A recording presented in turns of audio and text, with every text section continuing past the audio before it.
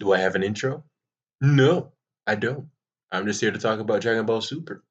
The last episode aired last night. I watched it, and you know what? I liked it, but I still think the entire series is trash. Well, not trash, not trash. Average. It's average. It's an average anime. If Dragon Ball Super was released without the name Dragon Ball and different characters, like a whole new character, nothing related to Dragon Ball or Dragon Ball Z, it would have been good because I wouldn't have had anything to compare it to. Like Dragon Ball and Dragon Ball Z were way better than Super. I dare say even GT was better than Super. It seems like they put a lot more work in GT than they did in Super because Super felt kind of weird with the choices that they made. Let me start off with the stuff that I didn't like about Super. I just clear cut didn't like it. Like the music was all right. They only had like two good songs compared to like Dragon Ball Z, where Bruce Falconer, he was the guy who created all the theme songs for like Cell and Boo and Majin Vegeta. Like I'm gonna put some links in the description with his songs, and once you hear them, you're gonna feel that vibe. You're gonna feel that Dragon Ball Z, we're about to fight vibe, that villain vibe. It's really good. But Dragon Ball Super, the only good song they have was the Ultra Instinct song, and I think they had another one, but I don't remember the name. So the music was mainly miss. They only had like two good songs. Everything else was bland. I don't like it. They had like a little jazz thing going. I didn't like that. No, no, no. But I do understand that Bruce Falconer. I don't know how you pronounce that name, but I do understand that Falconer's music was only added to the English version, not the Japanese version. I grew up watching the English version, and I think was watching Dragon Ball Super and watching the little clips of the Japanese version of Z made me realize that Dragon Ball Z was a very good adaptation of an anime from Japan. They added stuff in it that enhanced the show as opposed to just giving you just some dub. They added new music, which was great. They added more dialogue. They added different dialogue. I think they did. In Dragon Ball Super, there was a lot of exposition, especially in the final arc. Everybody was talking about shit that you could easily see on screen.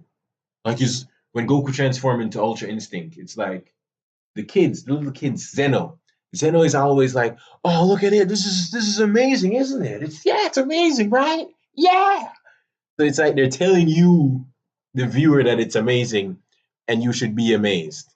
No, can you fuck off? Huh? Just let me watch this fight. Krillin did it a lot. I mean, a lot. Krillin did it all the fucking time. He was like, "Ah, oh, Goku, he's transformed. Is this the power of Ultra Instinct?" Yeah, it is.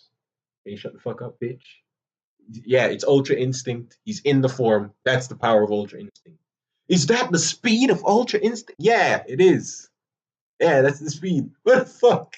But there was some good exposition for the things that we didn't understand, like Whis, which was best character in the show.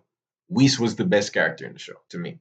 He actually explained things that we didn't have any knowledge on, like Ultra Instinct. Because it seems like he's seen it before. That's the vibe that I get. I get the vibe that with Whis, he's probably seen it before, and the guy that went into Ultra Instinct first died out like a millennia ago or some long ass time. Yeah, Whis was the only one that gave good exposition because he was telling us about things that we couldn't see or we didn't have any confirmation on. Goku Black was shit. I skipped that arc. I didn't watch Goku. What was it? That was a Future Trunks arc. I didn't watch that. Why? I don't know why. No, wait, I know why. Yeah. I started the series late because, as I said, I don't know if I said this before, but I thought the series was going to be trash. So I was just going to skip Dragon Ball Super. And I started watching it in the tournament arc when I was hearing about Jiren and shit. I'm like, at that point, I realized, I should just give it a try and watch it. But I skipped the Future Trunks arc. And I'm thankful that I did because I honest and truly, even it might be stupid for you guys to hear this, but I thought it was filler. Watching the animations and the way the story was going, it really sounded like filler. it sounded like a fan fiction when I watched reviews about it and read about it. So Goku Black is basically Zamasu who made a wish. Which Dragon Ball? He made a wish with the Dragon Balls. I don't know what kind of Dragon Balls, but he made a wish to switch his mind with Goku's mind and take over Goku's body, and that's how you got Goku Black. I'm like, huh? And it was set in the future. So you had Future Trunks who was trying to fight this guy, but couldn't beat him. Seems like they're playing back on the Android saga. Like they couldn't think of something else to write. I have a lot of problems with the writing in Dragon Ball Super. It's like there were no writers. The Goku Black arc really seemed like they just got a fanfic from Tumblr, and that's it. Bada boom. Got a fanfic, that's all we need. It's so lazy. The next thing that I really hate this is the fact that certain characters that were interesting personalities in Dragon Ball Z are just background characters now. They're not worth anything. Like Trunks, he's dog shit. I mean, Future Trunks, he's dog shit. I remember when Future Trunks appeared in Dragon Ball Z and it was crazy hype, yo. Like everybody was wondering, hey, yo, who's that guy with pink hair? Who's who's he? And when you compare them side by side, I'm gonna do it. I'm gonna show these. Like, look at this. Look at this. Trunks in Dragon Ball Super. This is Trunks in Dragon Ball Super. And this is Trunks in Dragon Ball Z. Same person. Which one looks cooler? I'm gonna give you the answer. It's the Trunks from Dragon Ball Z. He looks cooler. And why did they change his hair color from like pink to blue? Ah, I don't like that. Fuck you.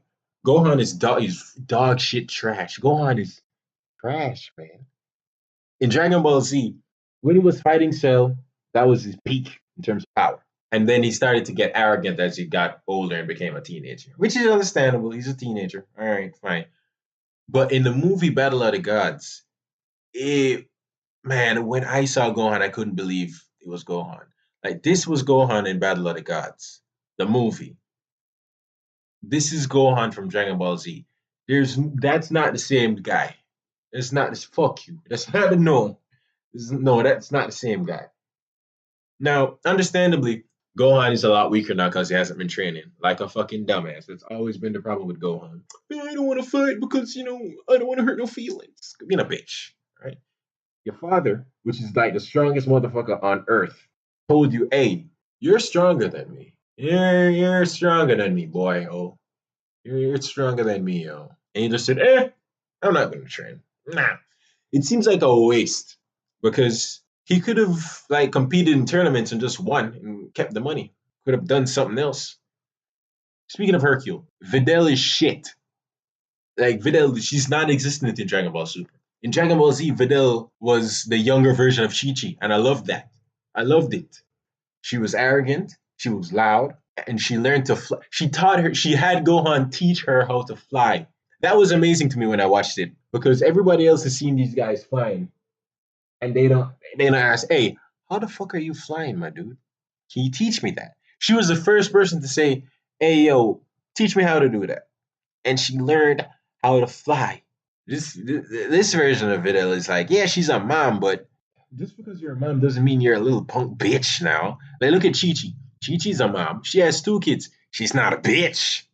Well, she's a bitch, but she's not a punk bitch. Same to Boma. She's a bitch, not a punk bitch. Chi Chi and Boma, I like them. I would invite them into my home. Videl, she would get invited because I know somebody who knows her, and they just happen to bring her along.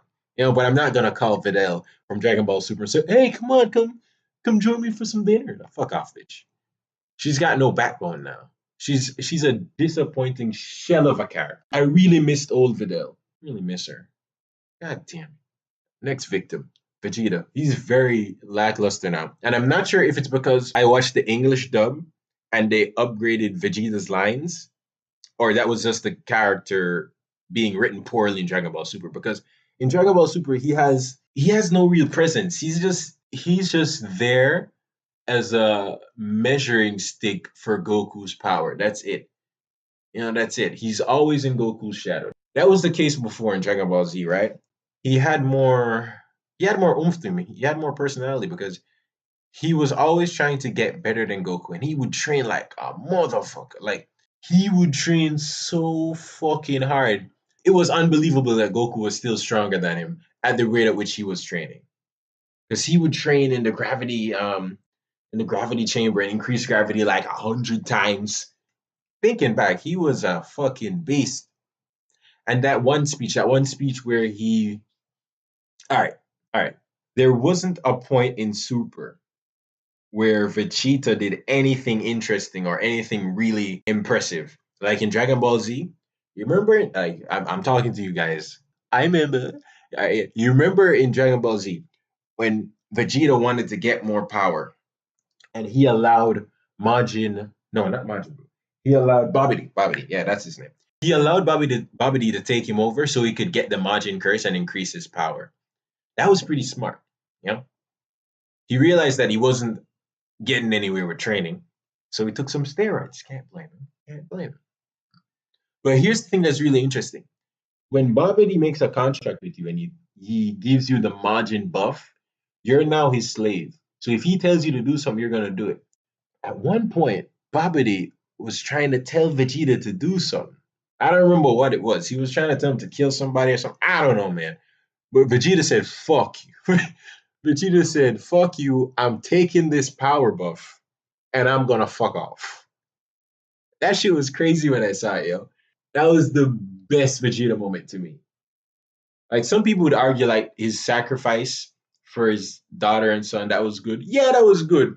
But when he told the guy that took over his body, hey, fuck off, and I'm gonna keep your magic buff. That's some G shit right there. There wasn't anything as interesting like that in Super for Vegeta. He was just always, he was a little bitch. You know, he was a little punk. Like as soon as Beerus appeared, he knew who Beerus was and he was scared. Ah, ah, they fucked up Vegeta. Yeah, as I said, he didn't have a permit. He didn't have a presence, yo. He didn't have that, strong voice of being a badass and having pride in the Saiyan race. He didn't go on about that much. It's kind of sad. Well, looking at it, I guess a lot of this is just nostalgia for the past. But when I think about the mistakes that I made in Super, no, I don't think nostalgia is the only thing that's causing a problem with my appreciation of Dragon Ball Super. I don't think so. The next thing that really pissed me off about Dragon Ball Super is the reuse of animation. Like it really seems that they didn't, put a lot of work in animations. Like the first few episodes of Super were trash, from what I heard. I never watched them. I heard they were fucking trash. I heard it was unbelievable that they were doing Dragon Ball Super that poorly in terms of animation.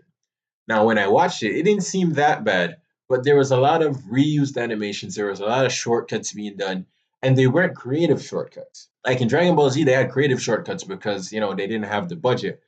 It was a lot harder for them to do what they wanted to do at the time with the technology. Now you have a lot, you have a lot more options with regards to how you can make shit look nice. But they just cut a lot of corners. It looks all right. Dragon Ball Super looks sleek. It looks nice, but it doesn't have the grit of Dragon Ball Z, and it doesn't have that gritty feel. It doesn't have that at all. It feels way too floaty and nice. The characters, uh, eh, they cut a lot of corners. Like even like with the shading, it didn't look as detailed as Dragon Ball Z. Like look at this. This is from Dragon Ball Z, right? And this is from Dragon Ball Super. Like Dragon Ball Super, it's brighter. It's a lot brighter, but there's less detail and definition until they start, the fight scenes. The fight scenes in the tournament arc that I watched. That was the only arc I watched. Once Jiren was on the scene, that's when I tuned in. Because that's when I started seeing, people talking about this badass film. I'm like, yes, okay, I'll watch it. I'll watch it now. Because they're done with the fan fiction. They're done with the filler. I'll watch it now. But I noticed that they would increase the animation quality in an episode where there was a fight. All right, that's fine. That's fine. But even within the fights, they're reusing animations from like past episodes. Like they would reuse animations from the opening. That kind of pissed me off. You see, I hate the fact that I'm saying that much. I'm saying reusing that much. They've reused so much shit that it's so easy to pick up on it. I'm not an animator, but I would see the same scene getting played over and over and over again. I'm like, you're just padding shit. Like they did a lot in Dragon Ball Z. But here's the thing with Dragon Ball Z. Dragon Ball Z had interesting villains that had personality. They had interesting techniques being used. You know, like cell absorbing the androids and shit like that. Boo absorbing people and taking their powers and shit. I don't, that's all missing here. You don't have a lot of interesting things to keep you occupied. Now, the animation in the final episode was really good. Problem with the final episode, they rushed everything. Like everything was just wrapped up in 131. That's it. They beat Jiren. They went home. They used the dragon to wish back all the other universes, and that's it. Happy go lucky. You know, like fuck. It would have been nicer to have like a different ending. Now, I want to talk about Jiren for a bit. His backstory, Jesus Christ, it was lazy, man. I thought the reason he would be so strong is because, he was meditating for like decades and he found a new way to unleash more power or something unique like that. But the reason why he's that strong is just because his family was killed, his master was killed, and then he just, shunned everybody and focused on getting stronger. All right, Vegeta's been doing that from day one. Well, not from day one, but Vegeta's been doing that. He's been training hard as fuck, way harder than Goku. Doesn't mean shit though. But Jiren, he's been training for how long? Don't know. Don't know. Maybe if they explained that, Jiren is one of those people from a race that has a extremely high lifespan and he's been training for like 500 years, then okay, yeah. If he's just been training for 500 years, then all right, I can see that's why he's that strong. But the reason that they gave is really lackluster. Like, all right, he trained a lot, and that's why he's that strong. Like Jiren was fighting Vegeta, Goku, Android 17, and Frieza. Like he's fighting multiple people at the same time and beats them. Like that's not no normal strength, yo. You can't beat motherfuckers like Vegeta and Frieza 2-on-1 and just walk through them bitches on just training. That's not no sir, that's some steroids. That's something else. That's beyond steroids, man. I don't know what the fuck it is, but that's beyond that. No, the reason you gave does not explain his power at all. I don't know if I touched on this before, but the new transformations, I think there are too many transformations in Dragon Ball Super. Way too many. There didn't need to be that many transformations and different versions of Goku.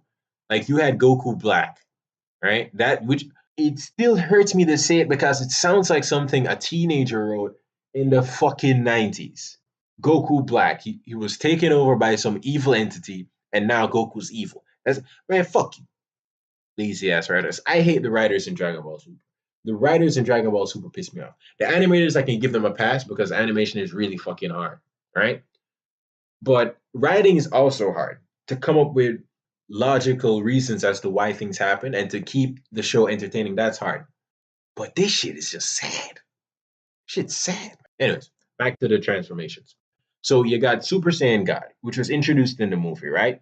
All right. And you can only achieve Super Saiyan God when a ritual is done using 5 Saiyans or something. You have to get 5 Saiyans and they share their energy into one person and then they achieve Super Saiyan God. All right, cool. But then in the series, in Dragon Ball Super, Goku could just go into Super Saiyan God without the ritual. So I'm like, Hmm? How does that work? Could it be that once you like I have to find explanations for this. Like me and my friend, Mr. Clean, shout out. I don't want to use your real name because man, I don't want to put your name on the internet, dog. I don't want people to harass you and shit. But we were talking about Dragon Ball Super, right? We usually talk about Dragon Ball Super. And we're constantly finding reasons and excuses for the writing. Consistently. I know I was supposed to be talking about, transformations, but the writing needs to be attacked. How is it Goku can transform into Super Saiyan God without the ritual? And they didn't explain that, after you do the ritual once, you don't need to do it again to go into Super. If they said that, all right, okay, all right, I can work with that. But then they added Super Saiyan Blue, right? So Super Saiyan Blue is a derivative of God. But the thing that irks me is that Vegeta could access Super Saiyan Blue after seeing Goku going to Super Saiyan Blue. So how is it Vegeta can just look at him and copy that technique or copy that transformation just by looking at him? So could he go into Super Saiyan God? No, I don't know. Maybe they explained it early on in the series, but I missed it because I thought it was filler. Maybe. If somebody knows, just you can tell me in the comments, and I'll have a looky loo at it. I was saying there are too many transformations in Dragon Ball Super. So you got Goku Black, which is shit.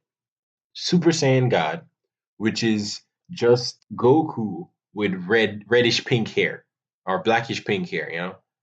Then you got Super Saiyan Blue, which is just Super Saiyan with a blue hair color.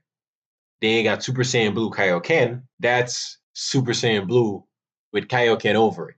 So it's Super Saiyan Blue with a red aura over the blue aura. Do you see where I'm getting at here? Like, this is some lazy shit. Because in Dragon Ball Z, you had Super Saiyan.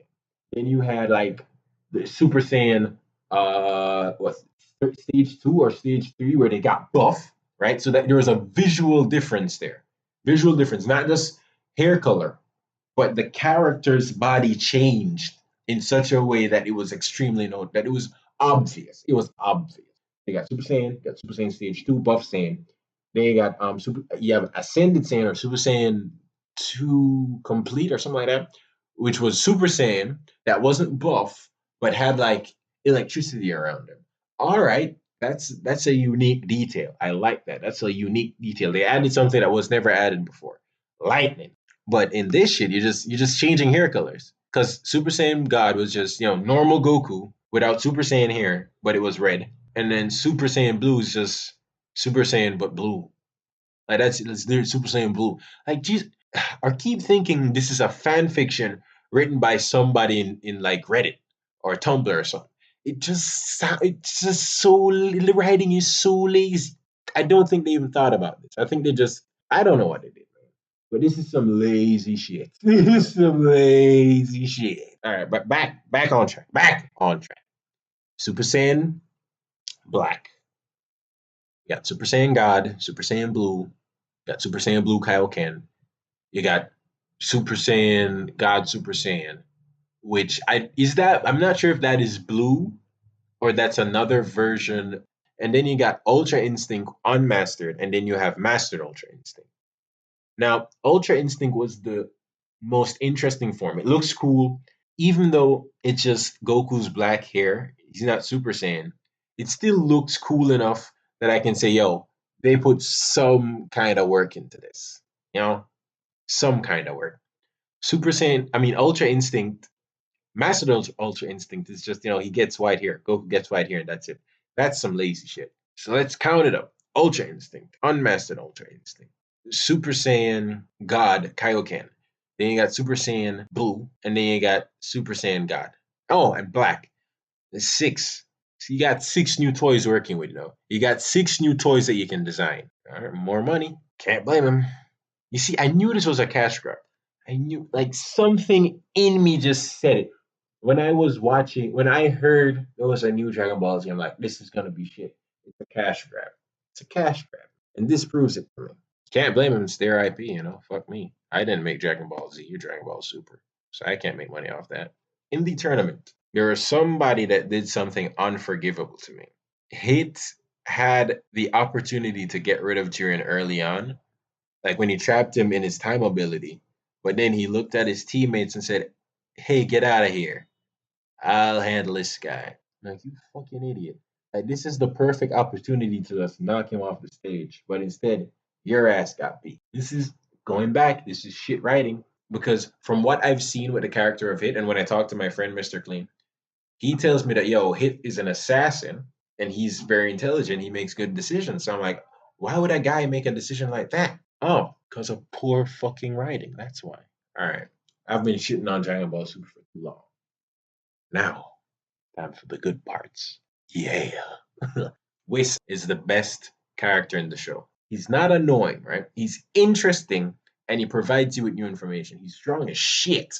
Out of all of the angels, you're gonna choose to hang out with Whis if you had a choice. Yeah, I would hang out with Whis.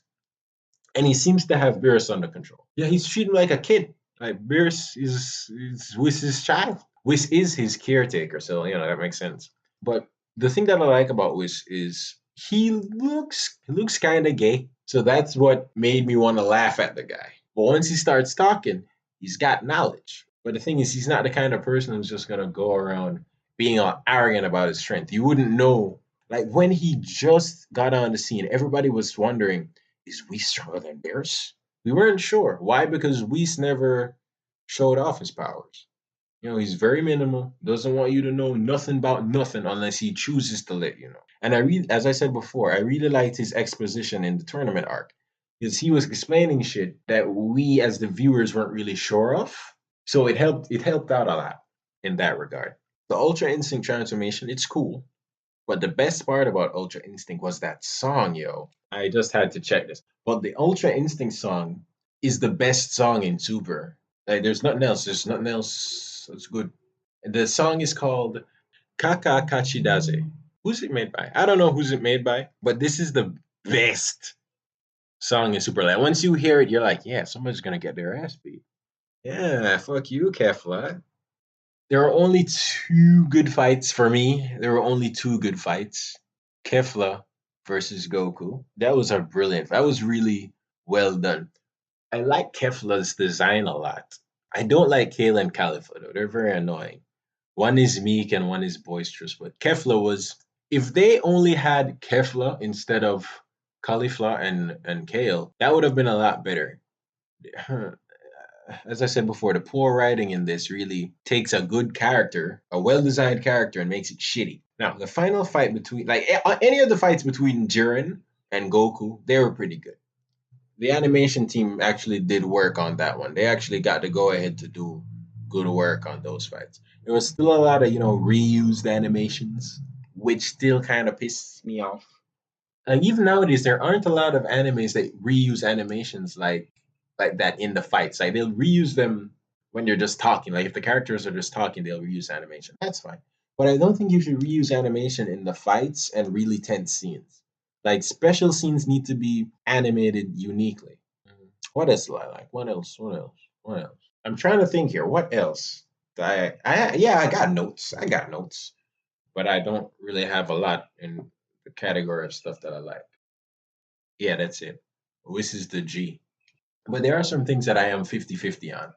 Like Goku got Ultra Instinct in the tournament, which is like an hour or something like that, right? The tournament lasts an hour.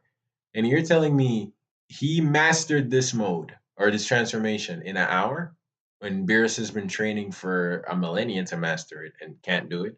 The other gods of destruction, I would assume some of them are training. It doesn't look like it, but I would assume that if there was this really strong form that they could access, they would be training to get it, right? But Goku, he just falls into it. I think this goes back to the shonen trope where the main character needs to have some sort of trump card. Yeah, I think that's it. That most shonen need to have like the main character having a trump card that they can just pull out and win. And that was it. Ultra Instinct was Goku's trump card because he always pulled it out of his ass to get a win. Hmm. The tournament wasn't. They didn't follow any rules, did they? Because Kefla fused, but they strictly said no fusion. But what is it called? Zeno gave him the pass. Like, all right, you giving them the pass for that? All right, okay, shit, fuck. What is the point of having tournament rules if you're not going to enforce them? So there was another character who broke the rules.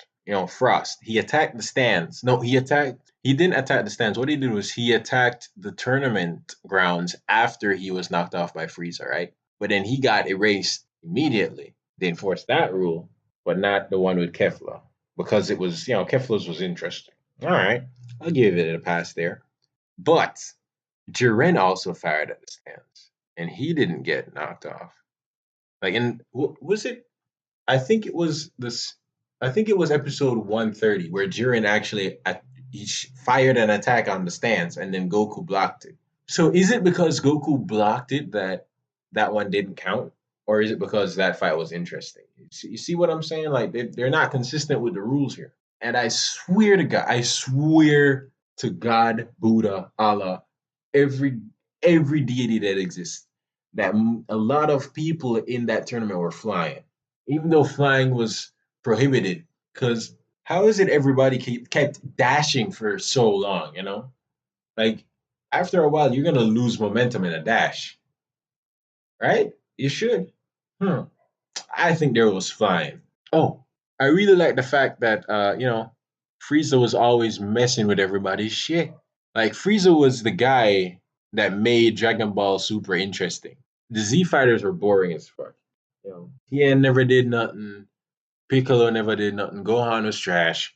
Master Roshi was interesting too because I never expected him to knock anybody off. Shit, he knocked off a bitch. He should have been disqualified too, but I'll give him the pass. He used the technique, but he had to use a bottle in order to use the technique. All right, okay, that's a technicality. That's a technicality, as opposed to everybody else that blatantly broke the rules and nothing happened to them. Frieza was a fucking troll. Like he was just pissing everybody off, and I loved it. And he was the person that made everything kind of uneasy. Like, is he gonna betray the Z fighters? Is he not? We don't know. But then he knocked off Frost like a bitch.